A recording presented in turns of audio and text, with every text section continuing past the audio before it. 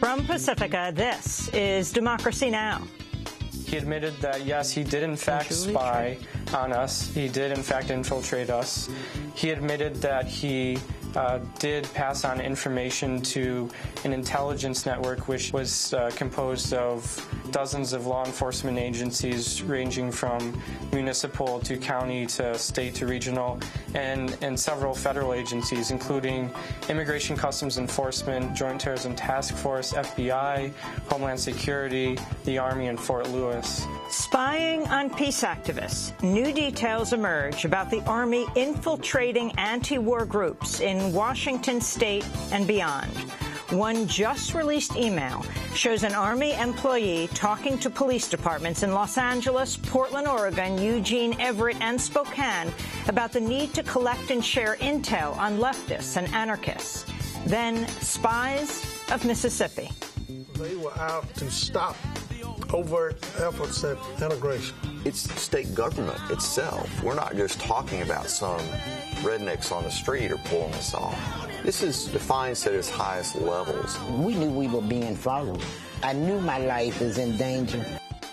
A new PBS film looks at the state-sponsored campaign to defeat the civil rights movement. All that and more coming up.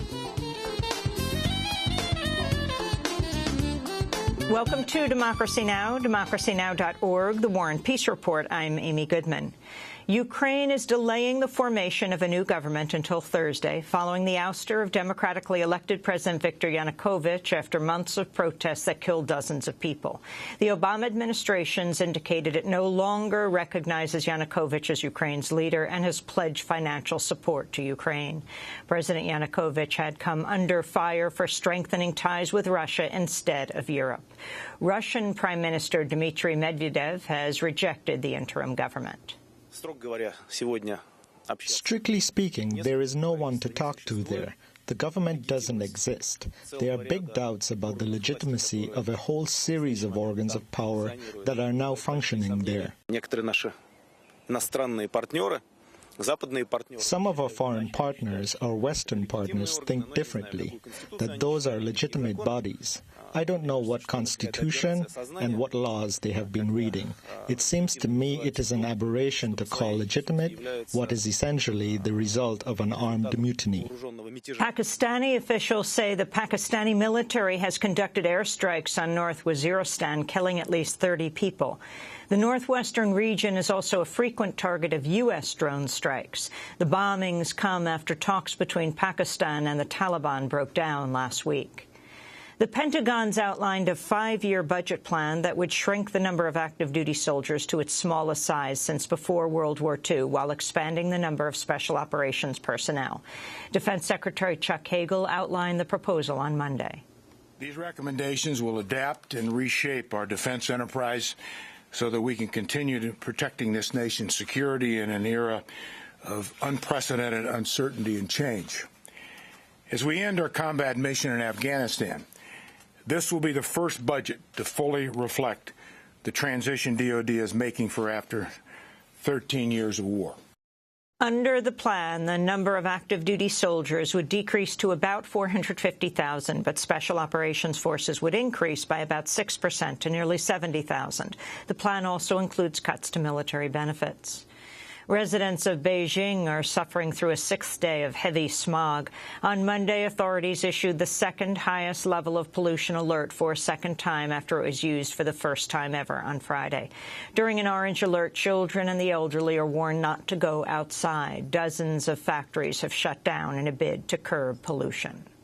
The Obama administration's calling on Uganda to repeal an anti-gay law that imposes a life sentence for repeated homosexual acts and makes it a crime not to report gay people to authorities. White House Press Secretary Jay Carney criticized the law after it was signed by President Yoweri Museveni on Monday. We will continue to urge the government of Uganda to repeal this abhorrent law and to advocate for the protection of the universal human rights of LGBT persons in Uganda and around the world. What I can tell you about steps the United States might take in response is that we are undertaking a review of our relationship with Uganda in light of this decision. Uganda is a key ally of the United States in Africa. In the United States, Arizona Republican Governor Jan Brewer is facing pressure from within her own party to reject a bill allowing businesses to deny service to LGBT people. 3 Republican state senators sent Governor Brewer a letter urging her to veto the bill just days after they voted for it, along with the rest of the state Senate's Republican caucus. The senators wrote that public outcry over the law was causing Arizona immeasurable harm. A Republican state lawmaker in Virginia is under fire after using the term host to refer to pregnant women. State Senator Steve Martin posted the comment on Facebook in response to a message from a pro-choice group urging him to change his policies on abortion. He wrote, quote, "Once a child does exist in your womb, I'm not going to assume a right to kill it just because the child's host, some refer to them as mothers, doesn't want it to remain alive." He later edited the post, changing the word host to bearer of the child. He told Huffington Post his remarks had been taken the wrong way and were meant to be sarcastic. Women's health advocates plan to rally in the Virginia Senate gallery today wearing shirts that say, "Not a host." New York City has backed off on a plan to remove homeless people from subway stations following a public campaign against the planned sweep. Advocates for the homeless were on patrol early Monday morning to ensure people could remain in subways where they're staying warm. Participants at a rally Sunday said homeless people should not be forced to choose between shelters and jail. This is Daniel Sanchez. I graduated from Stuyvesant High School, which is known as one of the greatest high schools in this city. And 6 months later, I was sleeping on the MTA trains. So I want to be clear to those of you who might be watching this and feel that this isn't an issue that's connected to you. I never thought I was going to end up homeless. Most New Yorkers are one paycheck away from homelessness. So understand that at any given time, a couple of bad breaks, and you could be in these same situations. The protest in New York City comes amidst a nationwide crackdown on the homeless. Across the United States, more than 50 cities have adopted laws against camping or food sharing that make it harder for homeless people to survive. A Washington, D.C.-based whistleblower group has reported a suspicious break-in at their office. The Project on Government Oversight says unknown people appear to have broken in, shuffled papers on employees' desks, and attempted to open a file cabinet, all while leaving computers and other valuable items behind. Police determined the break-in was related to the group's work, which centers on exposing waste, fraud, and abuse by the government, particularly the Pentagon. The longest-serving member of Congress in U.S. history has announced he'll retire at the end of his term after 59 years. Michigan Democratic Congressmember John Dingell, known as a champion of single-payer health care and a pioneer of early environmental laws, although he resisted some regulations in defense of Detroit's auto industry. Dingell has also criticized the deadlock in the current Congress, famously saying the partial government shutdown last October, quote, "The American people could get better government out of Monkey Island in the local zoo." He announced his retirement Monday. Like many of you, I have found great disappointment in this Congress. I want you to know this is not the reason that Debbie and I are leaving the Congress. We are leaving it for quite a different reason, and that is we want to enjoy a little bit of peace and quiet and contentment amongst the people that we have known and loved for so long. Congressmember John Dingell's wife, Debbie Dingell, is reportedly considering a run for her husband's seat. And a new report based on leaks by Edward Snowden reveals new details of how Western spy agencies manipulate information online. Writing at theintercept.org, Glenn Greenwald describes the tactics of a secret unit inside Britain's top spy agency called JTRIG, or Joint Threat Research Intelligence Group. JTRIG's self-identified goals are to discredit targets by posting fake material, including, for example, fake blog posts purporting to be a target's victim, and to manipulate online discourse. A newly revealed document titled Disruption Operational Playbook lists tactics like false flag operation or posting material online, then falsely attributing it to someone else. The targets appear to include those suspected of hacktivism, meaning online acts of political protest. Quote, the broader point, Greenwald writes, is that these surveillance agencies have vested themselves with the power to deliberately ruin people's reputations and disrupt their online political activity, even though they've been charged with no crimes and even though their actions have no conceivable connection to terrorism or even national security threats. Meanwhile, another source within the National Security Agency appears to have emerged. The German paper Bild am Sonntag reported Sunday that the NSA increased its spying on senior German officials after President Obama ordered a halt to spying on Chancellor Angela Merkel. The report cites a high-ranking NSA employee in Germany. And those are some of the headlines. This is Democracy Now!, democracynow.org, The War and Peace Report. I'm Amy Goodman. Well, more details have come to light, showing the U.S. military infiltrated and spied on a community of anti-war activists in the state of Washington and beyond. Democracy Now! First broke the story in 2009 that an active member of Students for a Democratic Society and Port Militarization Resistance was actually an informant for the U.S. military. At the time, Port Militarization Resistance was staging nonviolent actions to stop military shipments bound for Iraq and Afghanistan. The man everyone knew as John Jacob was, in fact, John Towery, a member of the Force Protection Service at Fort Lewis. He also spied on the industrial workers of the world and Iraq veterans against the war. The anti-war activist, Brendan Maslaskis-Dunn, helped expose John Towery's true identity as a military spy. In 2009, Dunn spoke on Democracy Now! After it was confirmed that he was, in fact, John Towery, I knew he wouldn't call me, so I called him up the day after. This was this past Thursday. And I called him up. I said, John, you know, what's the deal? What is this true? And he told me, he said, yes, it is true, but there's a lot more to the story than what was publicized. So he wanted to meet with me and another anarchist in person to further discuss what happened and what his role was. So when I met him, he admitted to several things. He admitted that, yes, he did in fact spy on us. He did in fact infiltrate us. He admitted that he did pass on information to an intelligence network, which, as you mentioned earlier, was composed of dozens of law enforcement agencies ranging from municipal to county to state to regional, and several federal agencies, including Immigration Customs Enforcement, Joint Terrorism Task Force, FBI, Homeland Security, the Army, and Fort Lewis. So he admitted to other things, too. He admitted that the police had placed a surveillance camera across the street from a community center in Tacoma that anarchists ran called the Pitch Pipe Info Shop. He admitted that there were police that did put a camera up there to spy on anarchists, on activists going there. That was Brendan Maslaskis-Dunn speaking in 2009 on Democracy Now! He's now a plaintiff in a lawsuit against John Towery, the military, and other law enforcement agencies. Since 2009, there have been numerous developments in the case. A newly made public email written by Towery reveals the Army informant was building a multi-agency spying apparatus.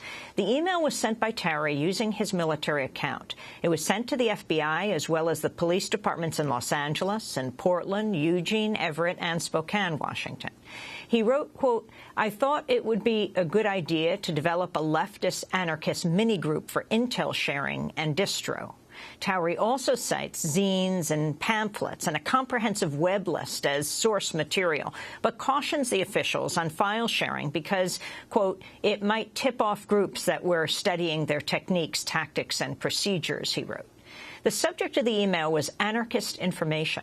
Meanwhile, evidence has also emerged that the Army informant may have attempted to entrap at least one of the peace activists by attempting to persuade him to purchase guns and learn to shoot. We're joined now by two guests. Glenn Crespo is a community organizer in the Bay Area who used to live in Washington State, one of the plaintiffs in the lawsuit against the military and other agencies. He's joining us from Berkeley. And with us in Seattle, Washington, longtime attorney Larry Hildes, who represents the activists in the case. The Joint Base Lewis McChord Public Affairs Office declined to join us on the program, saying, quote, because this case is still in litigation, we are unable to provide comment. Let's go first to Washington State, to Larry Hildes. Can you talk about the latest developments in this case and what has just come out? Sure. Good morning, Amy. It's interesting. What came out did not come out from this case. It came out from a Public Records Act request from a different client of ours who was arrested at an anti-police brutality march and falsely charged with assaulting an officer. That the civil case is coming to trial in a couple weeks. He put in a Public Records Act request because he was active with PMR and was concerned that he had been targeted, and he was then subject to a number of citations and arrests. And, yeah, the Army's investigative reports claimed that, well, there may have been some rules broken, but Towery was doing this off the job, in his off hours, unpaid, for the Pierce County Sheriff's Office and the Fusion Center. Here he is at his desk, 10 o'clock in the morning, using his military ID, his military email address, and identifying himself by his military titles, writing to law enforcement agencies all over the country about forming this mini group to target and research anarchists and leftists. And it's coming out of what's called the DT conference that the State Patrol was hosting here in Washington, Domestic Terrorism Conference. They created a book for this conference based on information largely from Towery that included Brendan Dunn and one of our other plaintiffs, Jeff Berryhill, and two other activists with PMR, listed them as domestic terrorists and a violent threat because of basically because they were targeted by Towery and because of their activism and their arrests for civil disobedience.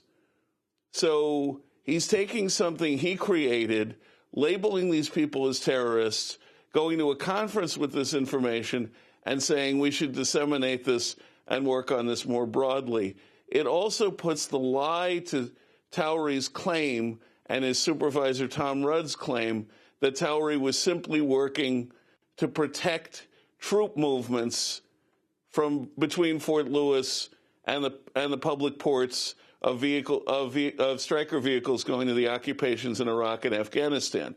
They're not shipping out of L.A.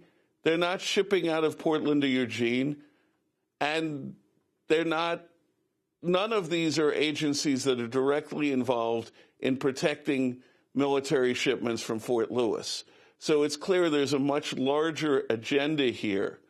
And we've seen that in some other ways. There are extensive notes that we've received of Towery's spying on a conference at the Evergreen State College in Olympia about tactics for the protests at the DNC in Denver in 2008, Democratic National Convention, and the Republican National Convention in St. Paul in 2008, and who was going to do what, the red, yellow, and green zones, and specifically what was going to happen on the Monday of the convention. And it was the RNC Welcome Committee, which then got raided and became the RNC 8, claimed that they were planning acts of terrorism, which were in reality acts of nonviolent civil disobedience. So this goes way beyond Fort Lewis and PMR, and there seems to be a much larger agenda, as we've seen in other places, of nonviolent activism equals terrorism equals anarchism equals justification for whatever spying or law enforcement action we want to take. Obviously this is not... I want to read from your lawsuit. You write, quote, in addition to the Army, Coast Guard, and Olympia Police Department, The following agencies are known to have spied on, infiltrated, or otherwise monitored the activities of PMR and or related associated activists: Thurston County Sheriff's Office, Grays Harbor Sheriff's Office, Pierce County Sheriff's Office, Tacoma Police Department, Lakewood Police Department, Fort Lewis Police Department, 504th Military Police Division, Aberdeen Police Department, the Evergreen State College Police Department, the Lacey Police Department, the Turnwater Police Department, the Seattle Police Department, the King County Sheriff's Office, Immigration and Customs Enforcement, the Federal Protective Service, other divisions of the Department of Homeland Security, Naval Investigative Services, Air Force Intelligence, which has created a special PMR SDS task force at McGuire Air Force Base in New Jersey, the Federal Bureau of Investigation, and the Seattle Joint Terrorism Task Force, as well as the previously discussed civilian employees of the city of Olympia. This list is likely incomplete, you write. That is a very extensive list, Larry Hildas. It is, and it turns out it is incomplete. And those were all agencies that we had documents obtained from Public Records Act requests showing that they were directly involved. So now we're finding out there's more agencies. The Evergreen State College was giving regular reports to the State Patrol, to the Thurston County Sheriff's Office, and to Towery and Rudd about activities of SDS on campus at Evergreen. And there's an extensive discussion about the conference about the DNC and RNC protests, and that the chief of police is the source for the information. But yeah, now we've got LA. This gets bizarre, and we received 9,440 pages of sealed documents from the Army as a Christmas present on December 21st that I can't even talk about because they insisted that everything was privileged. It was supposed to be privileged as to private information and security information, but it's everything, all kinds of emails. So yeah, I mean, it starts out sounding very encompassing, and we're finding out we were conservative about what agencies were involved. I wanted to bring Glenn Crespo into this conversation, a Bay Area community organizer. You're the peace activist who John Towery, you say, attempted to persuade you to purchase guns, to learn to shoot. How did you meet him, and what happened when he tried to get you to do this? Well, this kind of relationship spanned over a maybe 2.5 year period of time. I first met him at a weapons symposium demonstration in Tacoma, Washington, in downtown Tacoma. I didn't introduce myself to him at that point, but I saw him there. He actually came out of the symposium, and this was a conference where Lockheed and Martin and all of these other weapons manufacturers and distributors were showing their wares. He came out of that, and it appeared to me as if other activists in Olympia had already become friends with him. He was very friendly with them. They were very friendly with him. That was the first time I saw him. That was in mid-2007. Not long after that, he organized a Tacoma PMR meeting, and I wasn't militarization really involved. Resistance. Yeah, exactly. And I wasn't very involved in that, but I did get the mass email. So I figured because I lived in Tacoma, I might as well go check it out. He was the first person there. I was the second person there. He introduced himself. I introduced myself, and he asked me about a poster that he had made regarding an upcoming demonstration. And he said he was going to bring it to the group and see if we could get consensus on whether or not it was okay if he put it up.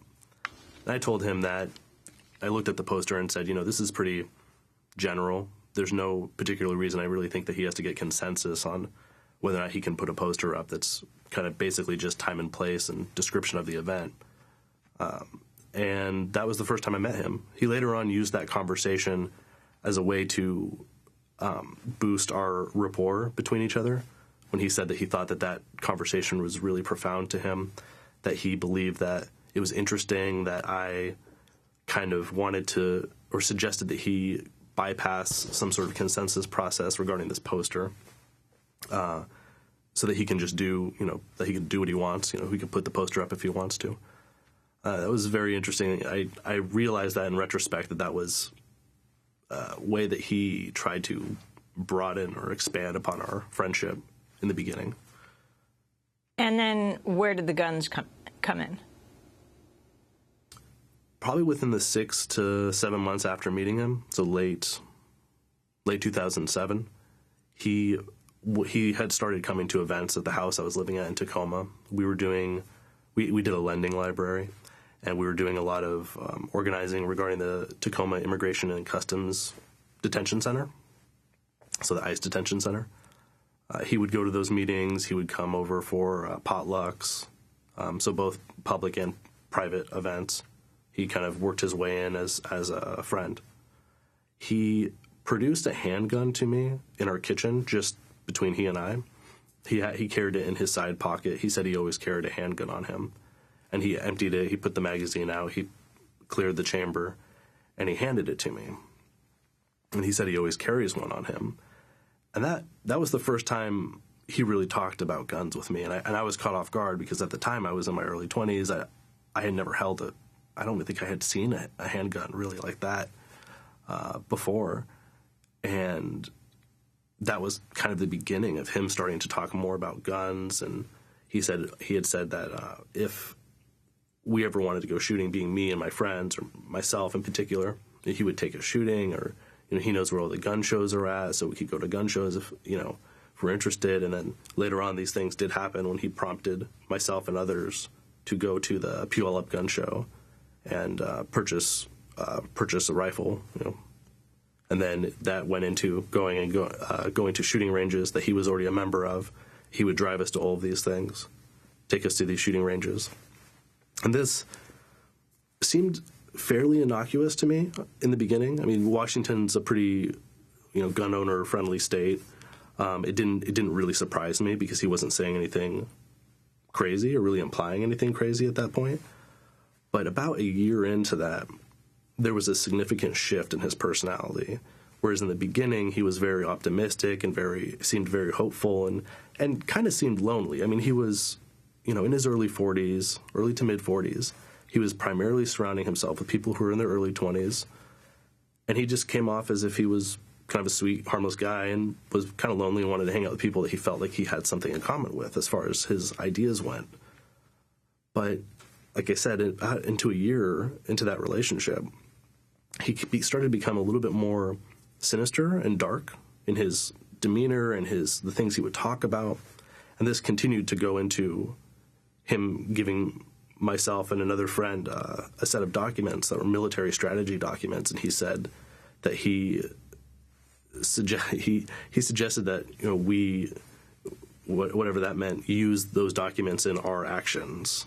And these were documents on how to properly execute military operations. And then following that, he showed people at my house, including myself, how to clear a building with a firearm.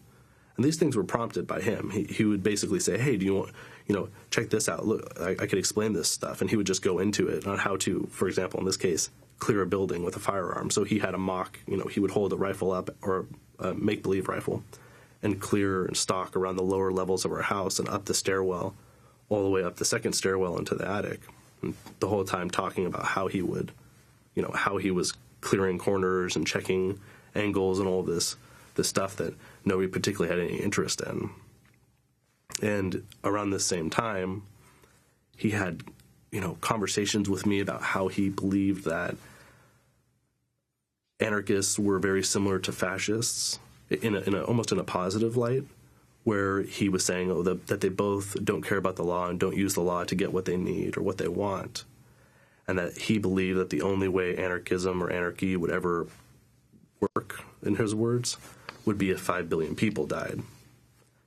So this is kind of in the midst of his weird, sinister behavior that started to happen. And I thought that he was depressed. I thought that he was basically going through some sort of maybe existential crisis, or maybe he was fed up with things. I wasn't really sure. He always talked about him having issues at his home. He had implied that his wife was concerned that he was cheating on her, and that's why we could never go to his house, because his wife didn't like us, like his other friends or whatever. He submitted an article in the same, the last, that last half of the time that I knew him as a friend. He submitted an article to a magazine that I was editor of in early 2009 that was written from the perspective of 9/11 hijackers. And I remember this very specifically because he gave me a copy, a physical copy, when we were on our way to go get coffee. And I remember reading it and probably about a quarter of the way through realizing I didn't even feel comfortable touching it, like touching the physical document with my hands. It was the weirdest thing in the world because it was basically implying or seeming sympathetic with the 9/11 hijackers, and he wanted me to publish this in the next issue of the magazine I was editor of. So I actually, because he was being so forceful, I just didn't do the magazine again. That first issue was the last issue, and once he submitted that paper, I didn't publish it ever again. Let me ask your lawyer, Larry Hildas, is this entrapment? I mean, when you're talking about this whole progression that Glenn Crespo went through with the man he thought was named John Jacob, who in fact is John Towery working at Fort Lewis. He's military personnel. I think absolutely. It was an attempted entrapment. He went step by step. He misjudged our folks. He thought he correctly saw that our folks were angry and upset about what was going on, but misjudged them. It feels like we could have ended up with a Cleveland 5 or a NATO 3 situation very easily if he had had his way. Fortunately, our folks' reaction was, this is really weird and creepy, get away from me. And it speaks to how little he understood the nature of the anti-war movement and how little he understood people's actual commitment to nonviolent action, to not seeing the troops themselves as the enemies, but seeing... Larry Hildas, we don't have much time, but I just want to ask about posse comitatus and the laws that separate the military. I mean, they're not supposed to be marching through the streets of the United States. What about this issue of investigating? And how far and extensive is this infiltration campaign where you put in people, they change their names, and they try to entrap or they change the nature of what these actions are? I think they cross the line. They claim they're allowed to do some level of investigative work to protect military activities, military shipments. But attempting to entrap people into conspiracies where they can get charged with major felonies they had no intention of committing, dealing with law enforcement agencies around the country to keep tabs on activists, following them to protests in Denver and St. Paul that have absolutely nothing to do with military shipments. They cross the line into law enforcement, into civilian law enforcement, and they did so quite knowingly and deliberately and created this cover story that Towery was working for the Fusion Center, reporting to the sheriff's office, not doing this during his work time because they were well aware. In fact, he got paid overtime for attending the RNC-DNC conference at Evergreen by the Army. So the Army was expressly paying him to monitor, disrupt, and destroy these folks' activism and their lives. I mean, we had, at one point, Brendan Dunn had 4 cases at the same time in 4 counties because they kept stopping him. 7 times he got arrested or cited. Jeff Berryhill several times. Glenn Crespo. People would get busted over and over and over. Towery was attending their personal parties, their birthday parties, their going-away parties, and taking these vicious notes and passing them on about how to undermine these folks, how to undermine their activities, how to destroy their lives. This is way into posse comitatus. This is way beyond any legitimate military role. And it's exactly why posse comitatus exists. The job of the military, as they see it, is to seek out the enemy and destroy them, neutralize them. When the enemy is nonviolent dissenters and the First Amendment becomes the enemy, as Chris Pyle our expert, who was the investigator for the Church Committee, put it, the First Amendment, the Fourth Amendment are an inconvenience to the Army. They ignore them. They're not sworn to uphold them in the same way. It becomes a very dangerous situation. And yes, they are way over into illegal conduct. They're into entrapment operations. They're into trying to silence dissent against them, and apparently much larger. This case just keeps getting bigger as we go, and we're set for trial, I should say, on June 2nd. And we will continue to cover this. I want to thank you both for being with us. Larry Hildes, lead attorney representing the anti-war activists spied on by the military, civil rights attorney with the National Lawyers Guild, speaking to us from Seattle, Washington. And Glenn, thank you so much for being with us. Glenn Crespo is a plaintiff in the lawsuit, a community organizer in the Bay Area of California. This is Democracy Now!, democracynow.org, the War and Peace Report. When we come back, spies in the movement. We're going to go back some time to the civil rights movement. Stay with us.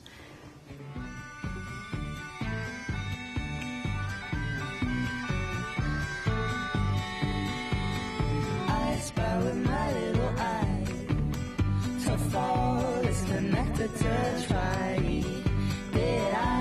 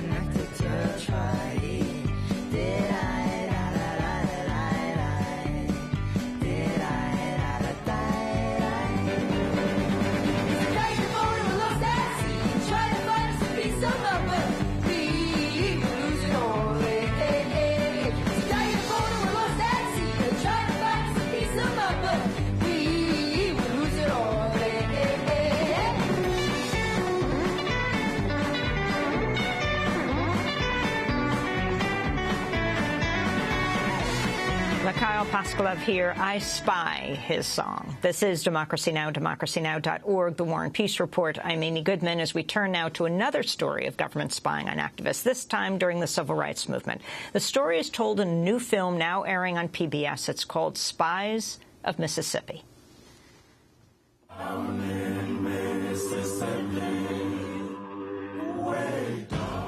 Lyndon Johnson said, there's America, there's the South, and then there's Mississippi. The Mississippi State Sovereignty Commission was Mississippi's spy agency during the Civil Rights Movement. The Sovereignty Commission wanted to know who the activists were in the black community. One of those long, 9-foot sacks. They were out to stop overt efforts at integration. Down in Mississippi. It's state government itself. We're not just talking about some rednecks on the street or pulling us off. This is defined at its highest levels. We knew we were being followed. I knew my life was in danger. This is still the United States of America, and you don't treat American citizens this way. How far the Sovereignty Commission went in terms of crossing legal lines, I think it's accurate to say that they cross them all the time. Way down in Mississippi. That's the trailer for Spies of Mississippi, a new film that exposes how in the 50s and 60s, a little-known state agency called the Mississippi Sovereignty Commission hired spies to infiltrate the civil rights movement and squash attempts to desegregate the state and register African Americans to vote. Some of the spies were themselves African American. The commission generated more than 160,000 pages of reports, many of which were shared with local police departments whose officers belonged to the Ku Klux Klan. The film looks at how some of those reports contributed to the 1964 deaths of the Freedom Summer activists James Chaney, Andrew Goodman, and Mickey Schwerner. 50 years ago, that was, Well, for more, we go to Jackson, Mississippi, where we're joined by Jerry Mitchell, an investigative journalist for the Jackson Clarion-Ledger, won the release of more than 2,400 pages of commission records in 1989 and used those to reopen many cold cases from the civil rights era. His work helped lead to the 1994 conviction of the killer of Mississippi NAACP leader Medgar Evers and paved the way for 23 more convictions. Here in New York, we're joined by Dawn Porter, the award-winning producer and director of Spies of Mississippi. The film premiered this month on PBS Independent Lens, and you can watch it online until March 12th. We welcome you both to Democracy Now! Jerry Mitchell, what were you most surprised by in the documents that you got? Well, lots of things. The fact that they had spied on so many activists, the fact they had spied on Medgar Evers and later tried to help basically acquit the killer in that case, as well as reports on my own newspaper from back in the 50s and 60s. So that was interesting as well. Dawn Porter, why did you decide to turn this into a film? You know, when I first heard this story, that there was not only a spy agency, a government spy agency, but that there were also African-American activists who were involved in the spying, I thought that's a piece of civil rights history that isn't widely known, but it fills in a lot of the missing, it connects the dots in a lot of ways. And I thought people would be interested in it. And I just was fascinated by the lengths that state government will go to subvert democracy. I want to go to a clip from your film, from Spies of Mississippi, about one of the people who was spied on by the Mississippi State Sovereignty Commission. We hear from historian Neil McMillan, author Rick Bowers, and Mississippi Congressman Benny Thompson, who was an activist at the time. It begins, well, with our guest in Jackson, Jerry Mitchell. I'll never forget finding the file on Clyde Kennard, the young man whose great crime against the state of Mississippi was to apply to go to college. Clyde Kennard was a Korean War veteran, an upstanding citizen who had studied in the northern universities and who was very ambitious and a profoundly decent and good guy. In the 50s, Clyde Kennard tried to go to the University of Southern Mississippi. In the 1950s, the few African Americans in the South who were able to enroll in college could only attend black schools. Kennard's application to attend Mississippi Southern was seen as an attack on segregation and set into motion a swift response from the state. His application was given to the Mississippi State Sovereignty Commission, an organization few Mississippians even knew existed.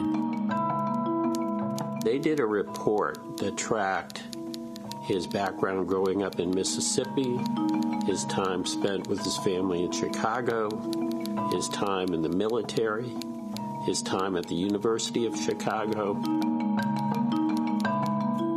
and his time back in Mississippi helping his ailing mother on her chicken farm. With multiple agents tracking everybody in his background, they couldn't come up with anything that could undercut his application to go to college. The police, with the cooperation of the State Sovereignty Commission, planted stolen chicken feed from the county co-op, but about $20 worth of chicken feed were planted on his farm. He didn't steal them. Everybody knows that. But he was arrested for that and he was put in prison for 7 years. He was sentenced to Parchment Penitentiary, the worst prison at that time probably in the country. They let him out a couple months before he died of cancer, but only because he was terminal. That Sovereignty Commission did all they could to hold back progress in our state and basically discourage any kind of efforts to bring black and white people together. That last voice, Congressmember Benny Thompson. This is a clip from Spies of Mississippi, directed by Dawn Porter. So talk more about the Sovereignty Commission, Dawn. So the Sovereignty Commission is established in response to Brown versus Board of Education, the famous Supreme Court case that allows integration of schools.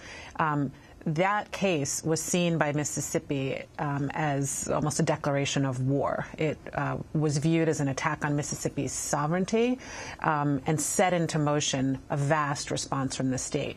One of the things they did was establish this spy agency.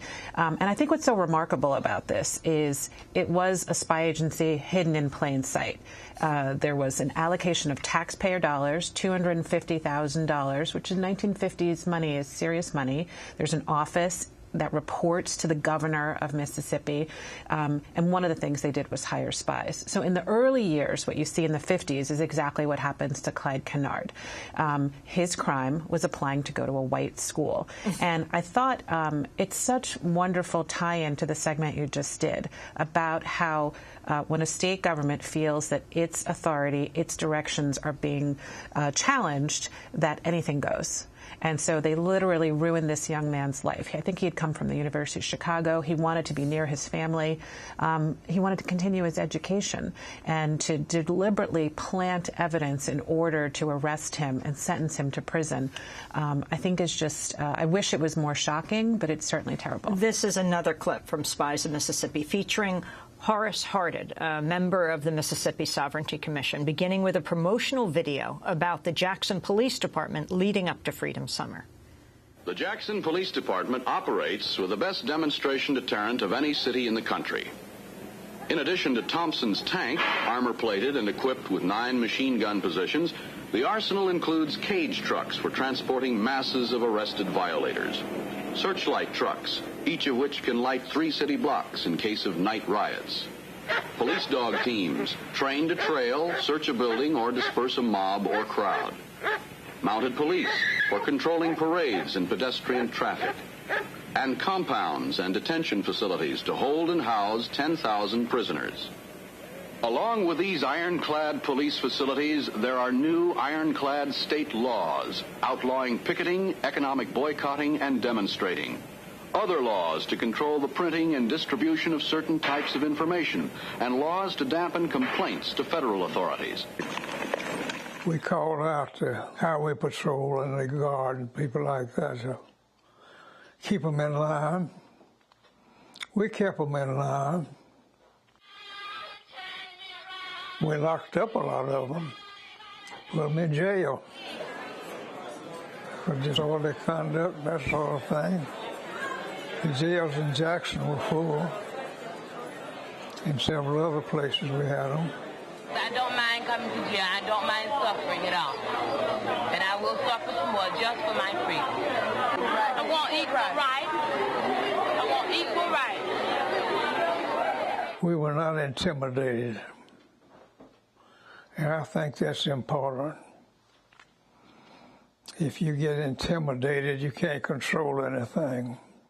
That's Horace Harded, a member of the Mississippi Sovereignty Commission. If Jerry Mitchell, if you could talk about who he was and the significance of this commission in your state of Mississippi. Well, it was a very powerful commission. It was actually headed by the governor of the state and the state's most powerful leaders. You had people who were in the most powerful members of the legislature, the lieutenant governor, all these people that held the highest offices basically had control of this agency, which had law enforcement powers, had judicial powers to subpoena, to get anything they wanted. It was frightening from a power perspective. They had the blessings of the governor on down. We're going to break, and when we come back, I want to talk about particularly the African-American leaders and others, not always leaders, who were recruited by the Mississippi Sovereignty Commission to spy on their colleagues, on their communities, on their congregations. We're talking to Jerry Mitchell, investigative reporter for the Clarion Ledger, and Don Porter, who's the director of Spies of Mississippi. Back in a minute. Hound dogs on my trail, school children sitting in jail, black cat cross my path. I think every day's gonna be my last.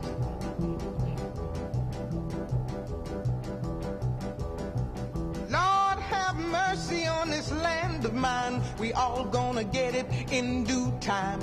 I don't belong here, I don't belong there. I've even stopped believing in prayer.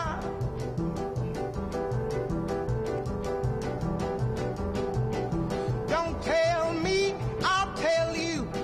Me and my people just about do. I've been there, so I know. Keep on saying, go slow.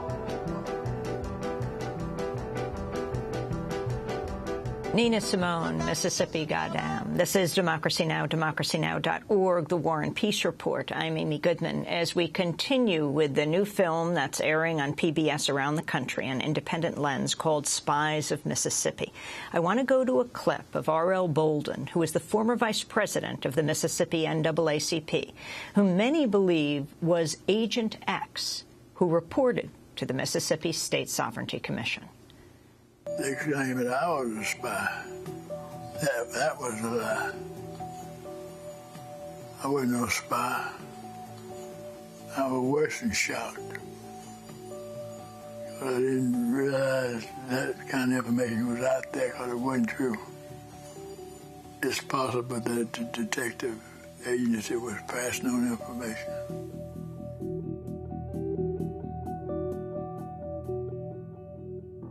I knew R.L. very well. He was the vice president of the state NAACP, and he was intimately involved with us, and we didn't have any signs or indication that he was to the contrary. It was only through the diligence of late Senator Henry Kirksey, who began to pinpoint things to determine that he was working with the State Sovereignty Commission. And that had to do with him digging off into the files and looking at reports and seeing reports being given about certain specific meetings and him recollecting who was at the meeting. And everybody that attended that meeting were mentioned except one person that he knew was there. And that's when he came to the conclusion that since this is a pattern, that one person who is not mentioned at these meetings that I know was there have to be the one that's submitting the report. That's civil rights activist Hollis Watkins talking about R.L. Bolden, who is the former vice president of the Mississippi NAACP. And it turns out, once the documents were released, it was revealed that he was one of the spies recruited by the Mississippi Sovereignty Commission. Don Porter talked more about R.L. Bolden, his significance, and with the missing three civil rights activists, Schwerner, Cheney, and Goodman. So the Sovereignty Commission initially starts by having white agents, former FBI men. Then they move on to have high-profile African Americans. Those African Americans were revealed. Their identities were revealed. And so the commission realized it needed ordinary people. So R.L. Bolden ended up being an ordinary American extraordinary spy. He infiltrated the highest levels of the civil rights movement. He was at a very important training that the civil rights activists conducted before Freedom Summer. In Ohio. So in Ohio, all the students that were about to go south were brought together, and Bolden was at that meeting. He gave the license plate and the pictures of the civil rights workers, Cheney, Goodman, and Schwerner. Other people also gave this information, but we know that he gave this information to his handlers. His handlers turned that over to the Mississippi police, and who were infiltrated by the Klan. The significance of that is, I think that the way that Cheney, Goodman, and Schwerner murders are often described, it's as if they were pulled over randomly for being in an interracial car, which couldn't have been farther from the truth. They were being targeted by the Sovereignty Commission. Their every move was watched. This was quite a deliberate act to pull them over. It results in their murders. It results in their deaths. And one of the most important events of the civil rights movement, which did actually open up Mississippi. But what a tragic way to do it. Jerry Mitchell, what were you most surprised by in these documents that you got especially around this issue of the recruiting of people within the movement and then those not necessarily in the movement. I want to play one more clip, but who were African-American and were leaders and were seen as part of the movement. Let's go back to Spies of Mississippi. This clip includes Lawrence Guyot, a civil rights activist in Mississippi since 1961. It starts, though, with Rick Bowers, author of the book Spies of Mississippi. Anytime there's a great freedom movement, there are people who end up on both sides. And if we could transport ourselves back to Mississippi at that time, it was a confusing time. There were many shades of opinion on all the issues related to civil rights. We had a lot of people who felt that there was no way that the civil rights movement could possibly win. So why not get on the winning side early? And others would say, well, the government asked me to do it, therefore it has to be legal. The government doesn't do illegal things, does it? Lawrence Guyot, the civil rights activist in Mississippi since 1961. Jerry Mitchell. Talk more about what they're saying. Well, you have these spies that are hired by detective agencies. That's basically how the Sovereignty Commission is able to operate and kind of keep a bit of distance, if that makes any sense, between them and the spies. So the detective agency is reporting back to them, and they actually don't record the name of the spy in the files. And so that's the way they kind of operated and were able to pull this off. And I might add, they're actually, in case of like B.L. Bell, he actually volunteered his services, which I know seems very odd, but one of the reasons and one of the motivations for some of these spies was money. They were being paid. Percy Green, who is an editor for the Jackson Advocate, was actually sent up north and paid to speak, and he and other speakers like him would say things like, oh, we love Mississippi, we love segregation, we love the way it is right now. And so the idea behind this is not just spies, but also spreading propaganda, which, of course, like I said, was paid for. The pastors involved, very painful part of the story. Tell us. So Reverend H.H. Hume, really influential pastor, huge congregation and a radio audience in Mississippi. And you have to remember at that time it was really difficult for African Americans to get that kind of influence. It turns out that he was providing information to the Sovereignty Commission and was being paid for it. It's as if Jesse Jackson was betraying the civil rights community today. That's how significant he was in the state of Mississippi. And I think it speaks to what Jerry said. There's a particular kind of betrayal when your spiritual leader and a person everyone wants to emulate and look up to turns out to be an informant. What do you hope to accomplish with this film, Tom? I really hope everyone is outraged by finding out they're spies during a movement like the Civil Rights Movement that we all now agree led to great freedoms. But I really love the segment you just did, and I think that there's a tie in history. These tactics are not new. The Fourth Amendment and the First Amendment are not convenient. You cannot sometimes have democracy. You need to, these are actually really enemies of our Constitution. And I think that when those tactics are still happening today, we need to understand that history. We have to wrap up, but we're going to do part 2, and then we'll post online at democracynow.org, including the conversation between Jerry Mitchell and Myrlie Evers, the widow of Medgar Evers. Jerry Mitchell, thanks for being with us, investigative reporter for the Clarion Ledger, and thank you so much to Dawn Porter. Spies of Mississippi is her PBS Independent Lens film. Democracy Now! Is produced by Mike Burke, Renee Feltz, Nermeen Sheikh, Steve Martinez, Sam Alcoff.